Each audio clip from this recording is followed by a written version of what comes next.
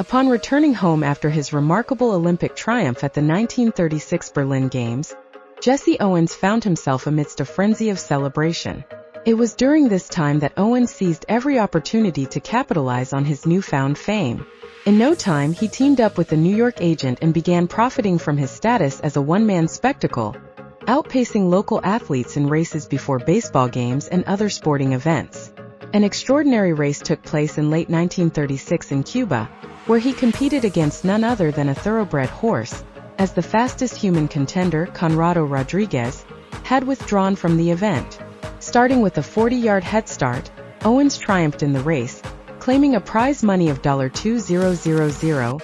Following a whirlwind of post-Olympic publicity duties and a brief return to Ohio State University in 1940, Owens embarked on a life of almost non-stop travel.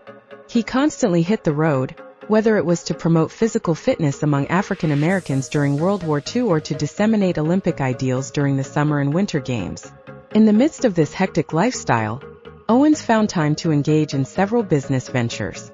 His first foray was the establishment of the Jessie Owens Dry Cleaning Company in 1938, although the enterprise floundered and Owens filed for personal bankruptcy in 1939.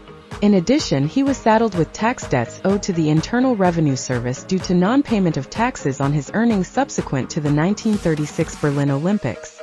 Decades later, Owens once again found himself in trouble with the IRS for neglecting to file tax returns for several years in the late 1950s and early 1960s. Despite these setbacks, Owens enjoyed considerable success working with various public relations firms on a variety of promotional and advertising endeavors. However, the majority of his income was generated from appearances made across the nation, ranging from participation at automobile dealers' conventions to speaking engagements at Kiwanis Club meetings and university symposiums. Furthermore, Owens was a popular figure in corporate advertising and attended promotional events on behalf of influential corporations such as Ford Motor Company and Sears, Roebuck and Company. Owens also actively supported numerous nonprofit causes and government programs through appearances. In the 1950s, for instance, he embarked on a tour of Asia as a Goodwill ambassador, in line with the U.S. State Department's efforts to promote democracy abroad during the Cold War.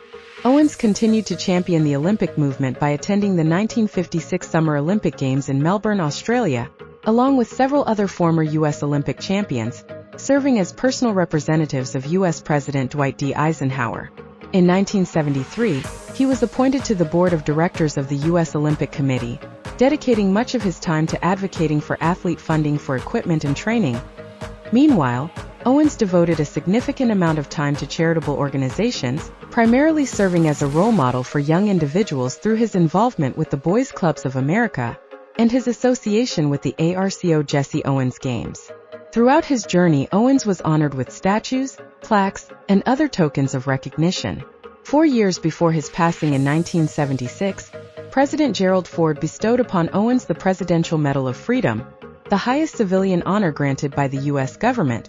In 1970, his autobiography, titled Black Think My Life as a Black Man and White Man, was published. In this book, Owens criticized the tactics employed by African American militants, deeming them counterproductive.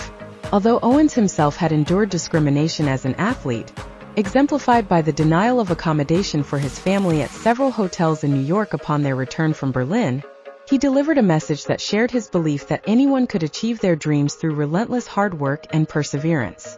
Despite criticisms, the